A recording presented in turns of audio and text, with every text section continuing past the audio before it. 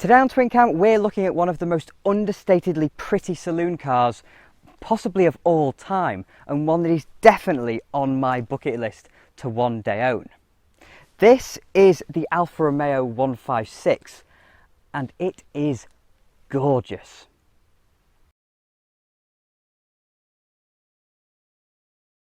The 156 was Alfa Romeo's mid-size saloon car from the late 90s and early 2000s, replacing the boxy and edgy 155 and indicating a bit of a styling revolution as Alfa Romeo moved towards the millennium.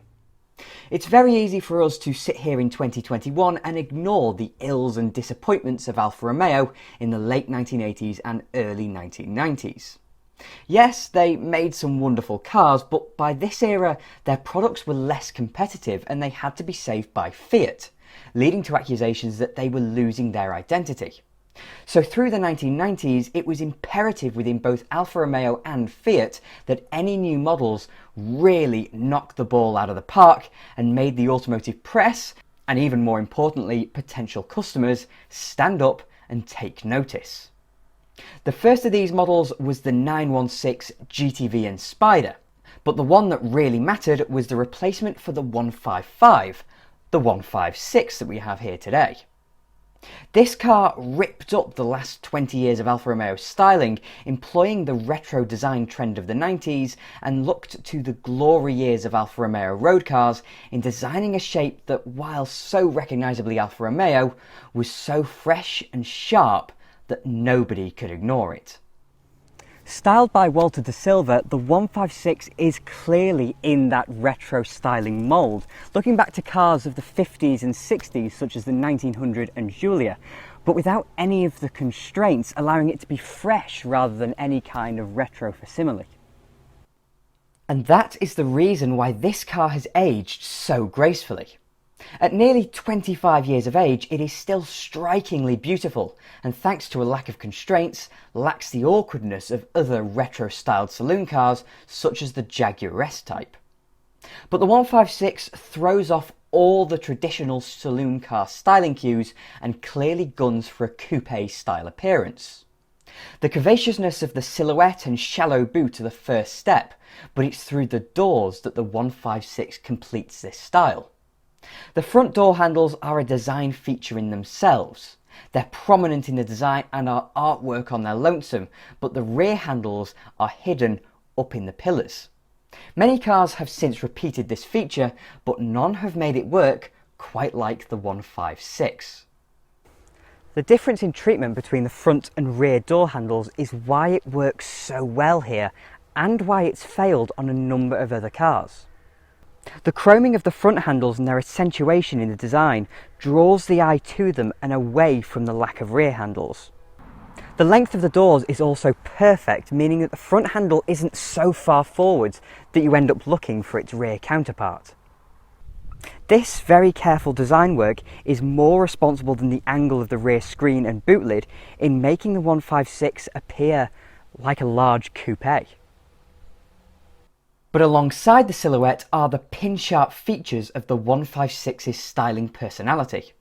At the back, the pointed tail lamps that curve into the swage line that's so high at the back, but curves down into the squinting headlamps that work their way into the very deeply set grille.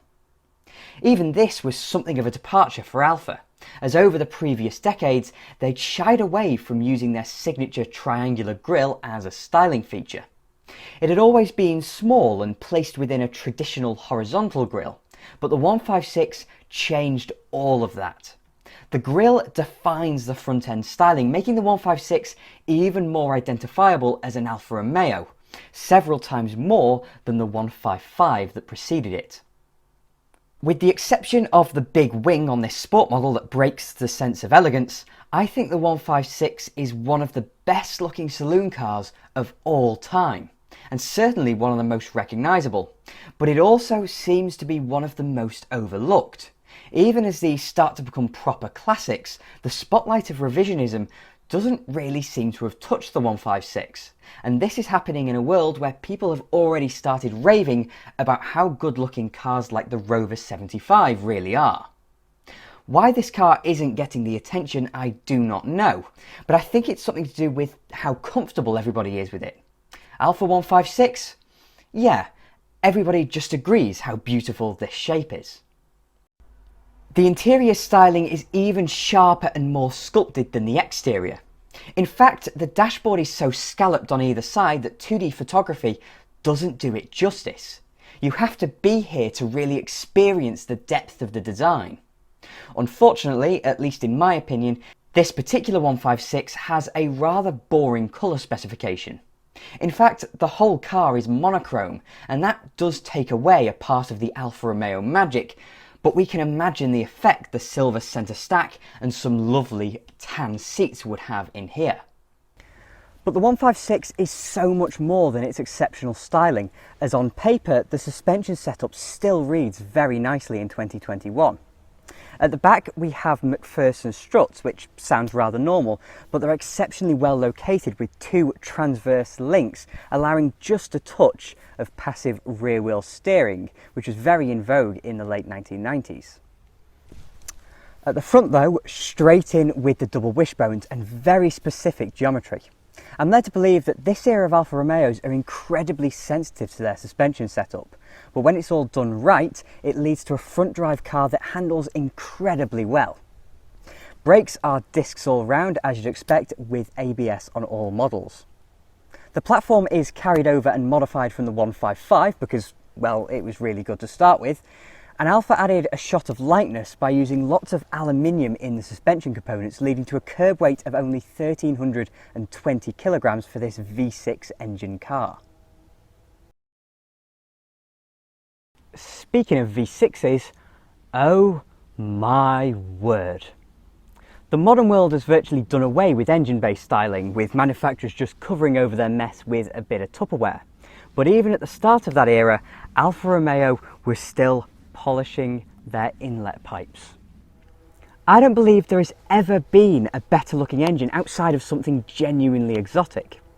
This beauty is the Busso V6, named after its designer Giuseppe Busso, and here in the 156 it is in its ultimate variation, with 4 overhead camshafts and 24 sodium filled valves servicing its 6 cylinders. The 156 range was available with 2 6-cylinder petrols, starting with the 2.5 litre we have here, producing a rather modest 192 horsepower at 6,300 RPM and 164 pound-feet of torque, all the way up at 5,000 RPM. Not that it's such a bad thing though, because this V6 is regarded among the best sounding engines of all time. The larger V6 was available in the snorting GTA at 3.2 litres and 250 brake horsepower. But as far as the sound goes, this 2.5 litre sounds just as good.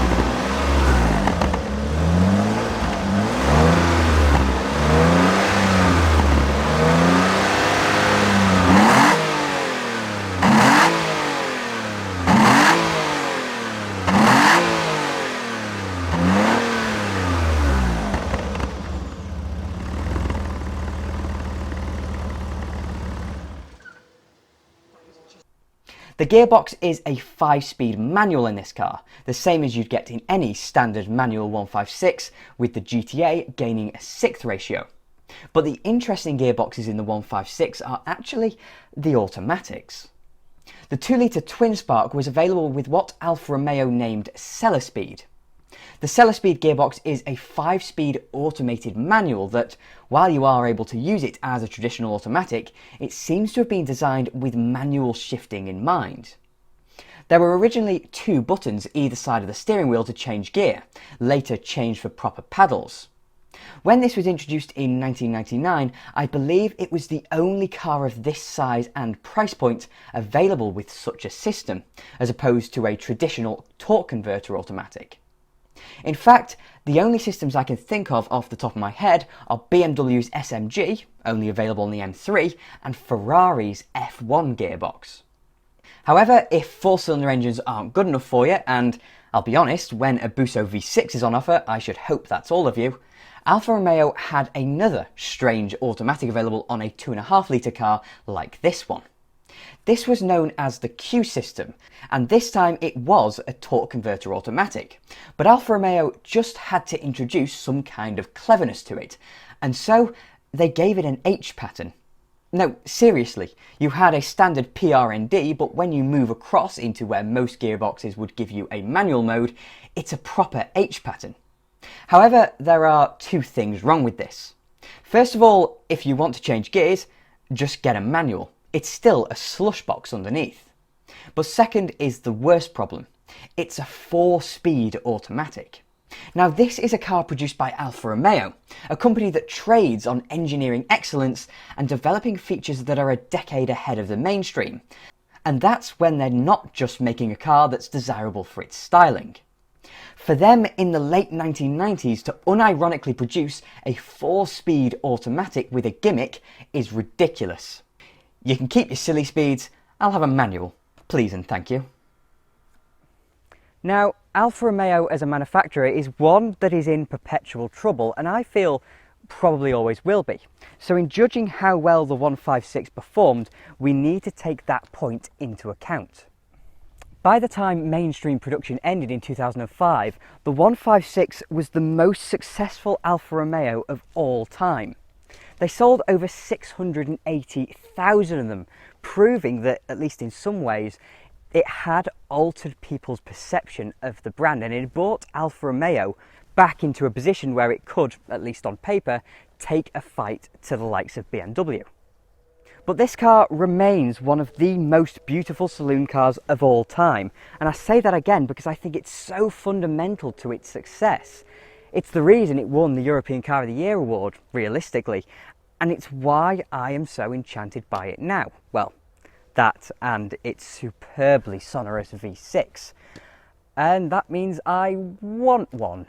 I want one, in fact, before they start going through the roof, price-wise. And there aren't many of these left, so they really should start doing that soon. So yeah, I think that's the best compliment I can give a car, that I really do want one.